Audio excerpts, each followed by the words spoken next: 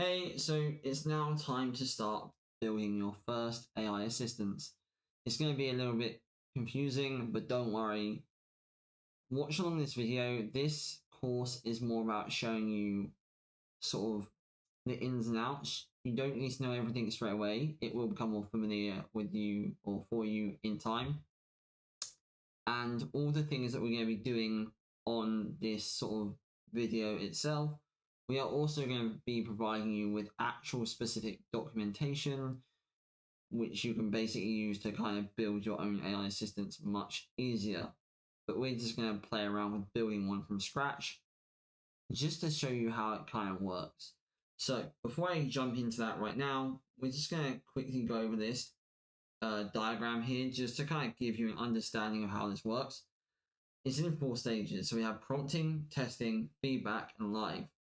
So what we're going to go into right now is prompting, building the AI from scratch, that sort of AI resources, right? Similar to human resources again, we need to tell this person what their role is, who they are, their personality, what they're meant to be doing at work, so on and so forth, so that we as a business can put them to work. And then once we've built our first one, we can put them into a voice lab or a chat lab to speak to our new employee, see how they respond, see how they work. If we're happy, we can push it to the feedback stage where that's the client. If they're happy, they might get an iteration, whatever your plan is, which we can then put it live.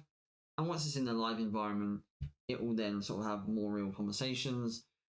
Your client will listen to them back on the GHL side. You can listen to them back, and you'll really get a good feel of like where it can be improved and where it can sort of stay the same and it doesn't need to be touched. So let's go ahead and jump into building your first AI assistant. So as you'll see here, you'll have, this is your sub account level, and you're going to go to assistants and create assistants. And please do play along with this with me if you're not quite there yet. And you're going to have 4 things to do. You can generate an assistant, which is when our software essentially helps you start. We can do that just to show what it looks like. You can import with an ID. So if we build an assistant, we can send you the ID and you can copy it in using the ID. You can have a blank canvas, which again is just building from complete scratch. And then we have the flow builder. Now, I'm going to film a completely separate video on the flow builder because it's more for like the complex development. It's quite a new thing we're using. So for now, you don't have to really pay too much attention to that. So first step is we're going to jump into generate assistant. So let's give it a name. I'm going to call mine Nathan. And let's say we're going to build for a real estate agent, right? So we need to try and give it the best description we can to turn it into an AI. Now, this, don't spend too crazy amount of time doing this because we're going to play around with it more. This is just to show you how it works. So Nathan is the number 1 real estate agent for Abbott properties in Austin, Texas. Abbott properties is focused on buyer leads. Nathan is great at conversing, gathering information, making the lead feel heard. I should say, by the way, instead of using the word lead, we should use the word user, right? So here we need to change it to user. User being the other person on the other end of the call or the message, whatever it is. You'll learn these kind of little words when you're kind of prompting. There is a difference between saying them, their, whatever it is, him, her, versus user. Making the user feel heard, and understood, and booking them an appointment to see the property. It can be super rough, right? Like AI, now AI is behind this, you'll see it's going to say generating now. I'll just wait for that to generate. But then I'm going to start introducing to you some other frameworks as well using our builder, which will start to make a bit more sense as well.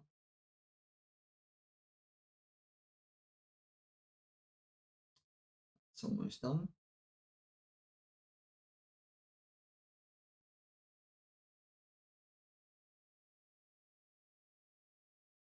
Okay, so Nathan is now created, so you search Nathan, there he is. Okay, so now I'm going to walk you through each key element when prompting an AI, okay?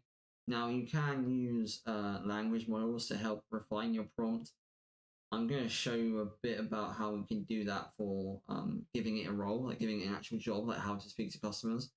But let me just go through each thing here.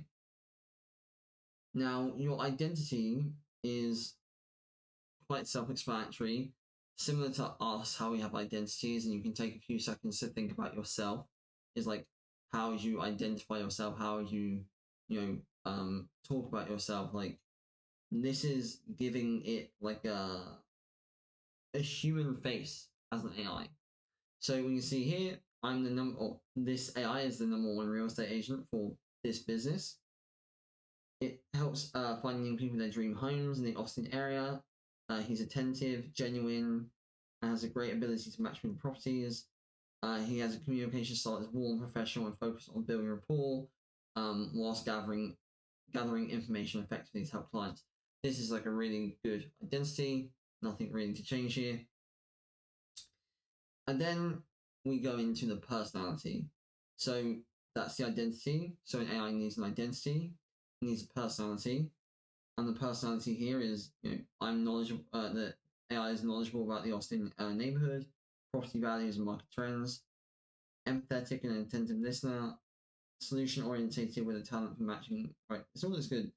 You can kind of read through these in your own time. Just pause the video and you can just have a look. You then have the style guardrails. Now, everything I'm showing you here, right, these first 3 components, when you're listening to a recording, when you're speaking to it, there's going to be a lot of tweaking in the prompt to make an AI go from like kind of robotic, from AI to kind of like very good. So to do that, we need to understand and think about how people talk. Some of the things we do are almost imperfect, which makes us human. So when you hear me talk, I might say or like, or a specific word used frequently when I speak to fill in like those filler words, right? That's a very human thing to do. And AI is usually word perfect, which is robotic. And also the other thing is when you're speaking on a call, you might hear another person on the end of the phone going, yeah, I get it, yeah, as like an affirmation to what they're saying. This is a very human thing to do. And AI on the other hand is going to be very much like, you say this, I say this, you say this, I say this, like very cutthroat, right? So within here, this is really where you're going to change it. So on the style guide rails, you'll see be concise, respond addressing one topic at most. For example, if you didn't have that, it could end up just going off crazy and not really having any stopping point. Embrace variety, use diverse language and rephrasing to enhance clarity without repeating content. Be conversational, use everyday language, be proactive, lead the conversation, which is a big thing for sales, right? Like when you're doing sales, you want to be framing things on the leading foot rather than on the back foot. Get clarity. So if the AI doesn't understand, if it thinks you said something but isn't too sure, it can re-ask the question like, sorry, can you repeat that? Use a colloquial way of referring to the date. So instead of, so you can say like Friday, Jan 14th or Tuesday, Jan 12th. Like you can literally make it say words in a specific way. So it's completely up to you how you want to rebuild this, and the more you play around with it, the more you understand. Response guidelines. So again, when you play with AI a lot, you will see that sometimes if it doesn't know what to do, it will quite literally say, I'm stuck, like I'm not programmed to do this. We put guidelines in place to make sure it doesn't do that. And then you go into tasks, right? Now, there's quite a lot here, but this is what we call the task-based framework. The task-based framework, in its simplest form, is telling the AI or the human, shall I say, whereas an employee, your employee, very clear instructions on what to do every step of the way, right? So here we have greet the user warmly, introduce yourselves, Nathan from Avid Properties. So when you call this, and we can do a quick video of showing you how this actually works, is it will say like, "Hey, it's Nathan here from Avid Properties," like, and then it will wait for you to respond, and then it will go into the other framework. So it will say, like, "Hey, can I find out about your budget range?" And then click that. It'll select their neighborhood, a number of bedrooms, the must-haves, the timelines. It will gather information on their current situation, get some sort of main preferences. It will collect their information, suggest an appointment time, book it, and then if they're not ready to book yet, respect their timeline, offer to send them property listings, use self-schedule. So self-schedule is the AI's ability to book an appointment itself to call the lead again. So when you get a lead that says like, "Hey, Nathan, like, I'm busy right now, I've got a meeting, like, call me tomorrow at 2 p.m. The AI has the ability with tools that we've built inside the AI so you don't have to do it, so it can do it for you. So I'll kind of take you through that. But what I'm going to do is, just for the purpose of this, like, this in itself is like a pretty good AI right now. Like, if you were to test this, like, and I'll actually let you play around with this one, I'll just save this, so I'll just save this tag for you. I'll stick this, give me a second. I'll put this in a note for myself later so I can stick that in the actual link so you can actually try this one out. But what I'm also going to show you is I'm just going to walk you quickly through the rest of the tools and the rest of the toolkit. So you see on this kind of part of the toolkit, I'd say, so if I just go over here, what we're going to do is we're going to go into, say we want specific things to do, let me just space this out. So you see here, you can add custom fields and custom values. Now, for the people that are used to Go High Level right now, you're going to completely understand what that means. It basically means that we can sort of paste in specific custom values for the AI to know what it's talking about. This works for calling, but not for the orb. And again, these all make sense. But let me just focus on the key components of building right now. So we have here snippets. Now, snippets are a really quick way of building something from scratch. So, for example, let's say you want to add an identity to your AI.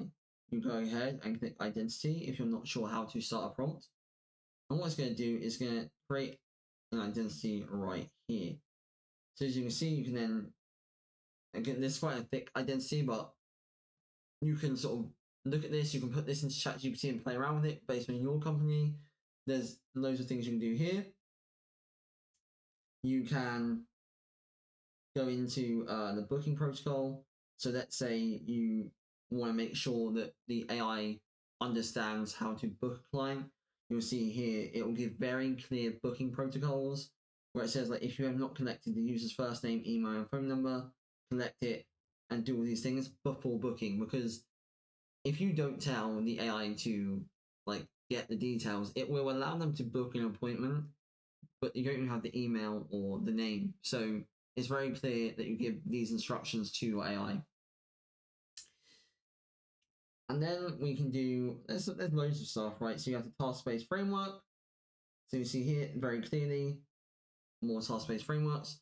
What you can see here that's really interesting is you can think about conditional logic, right? So if I just go back into our Miro board right here, and I'll draw out what I mean by this. So what this means is when you do a task-based framework, the AI is actually really clever, okay? So when you're doing the AI, what you can do is you can think about when you're building a task-based framework is you're going to want to think, like, what's the journey they're going to go on? For example, if if you ask like a question, this is a question. This question, for example, is like, hey, do you like the color blue or yellow? Then that is B is blue and C is yellow. You can then create like a line under the prompt. So where you have like the question, you have a line on the prompt saying like, if blue, go down this one. If yellow, go down this route. So you can control the routing.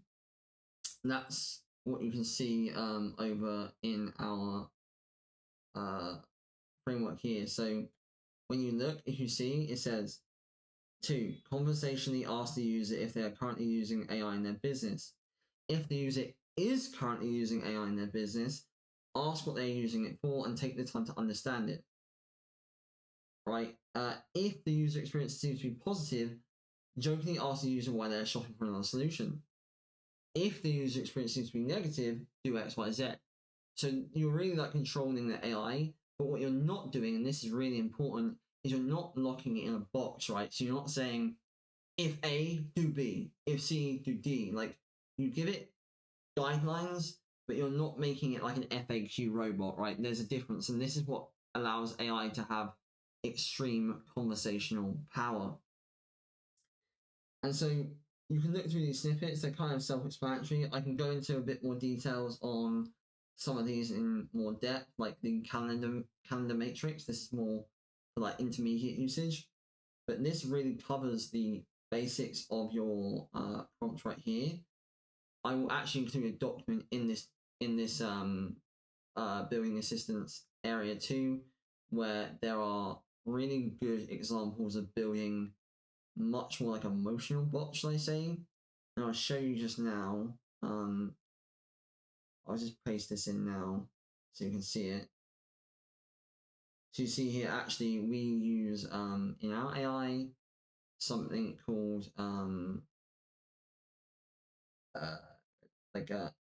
like NLP, which is neuro linguistic programming, which is basically a way for framing language to basically get the outcome that you want.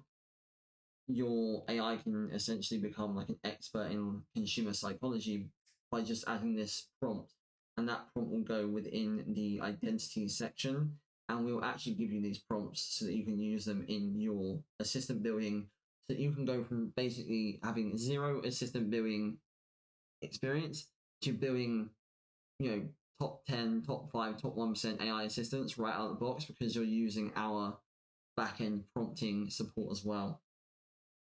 The other thing that you're going to want to look at is the tools and abilities, right? So this is where stuff gets pretty cool. So within here, you can manage tools. So if you go into version 2, these are the ones you usually want. These are already pre-built for you, so that you can go in and essentially give your AI very complex tasks without you having to know how to code. So you're going to see here, update user details, search the web. So again, so let's say I say to the AI, hey, can you, my name's not Nathan, it's actually Stephen.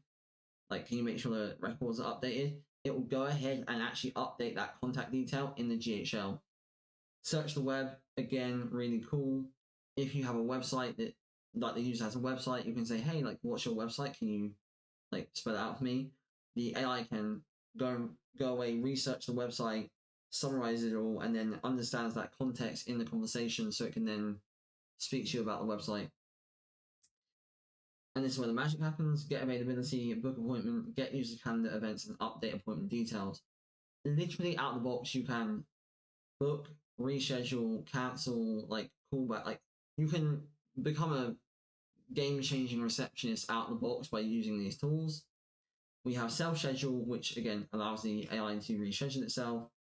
The ability to call the user. So if a user asks to call with it, let's say it's in the DMs, right? It says, Nathan, can you call me? Here's my number. The AI literally can call it, as long as you've got the flows set up in GHL in that way. And then it can also send emails as well. So super powerful. All you have to do, right, is just go through, add them, just like so. You don't always have to add the website one, right? Just gonna add them all, boom, boom, boom. And here you go, done. You can build lots of custom tools, you'll see here. That'll be for a separate video. And that should be pretty much it. The only other thing you can look at is calendars. So I can go ahead, click Echosetter onboarding, get availability. It's going to check this, book a fake appointment. So it has all the appointment times. And there you go, it's already linked. So it's now linked into my calendar. Oh, I accidentally cancelled it, I bet. Let me just do that properly. Okay, there you go. It's in. So the AI actually can have access to more than one calendar. If you have 5 calendars, you can just give it the IDs and just go from there. That'll be a separate video. But this is pretty much the main things. The other thing that you can play around with is call settings. So you'll see here, you'll have the ability to have like a background music or background noise, sorry, and the sound of it, you can just change. You can decide whether you want the AI to start the call or like let the contact start the call in terms of reply. There's lots of little cool things you can play around with. And actually, when you go into the voice lab, there is more as well, which has stuff like response speed, so how fast it responds, sensitivity to interruption. This is an important one. So if you're looking at when you call the AI, when you start talking or a noise happens in the background, it stops talking. You can lower this down to around 0.7, where it won't just get interrupted by absolutely everything. You can change the talk speed, the voice emotion, which is temperature. So if you put this up really high, it's going to be like an overly emotional bot. 1 is pretty fine. And you have language processing, so it can essentially speak in many different languages, depending on what country you're building in the AI assistant as well. This is a really good overview of how to build assistants. Again, you can go ahead and use this one, but the main thing we'll actually focus on is showing you how the other elements work, and then we can go in deeper in detail if we need to when sort of making the AI even more, improved in another video.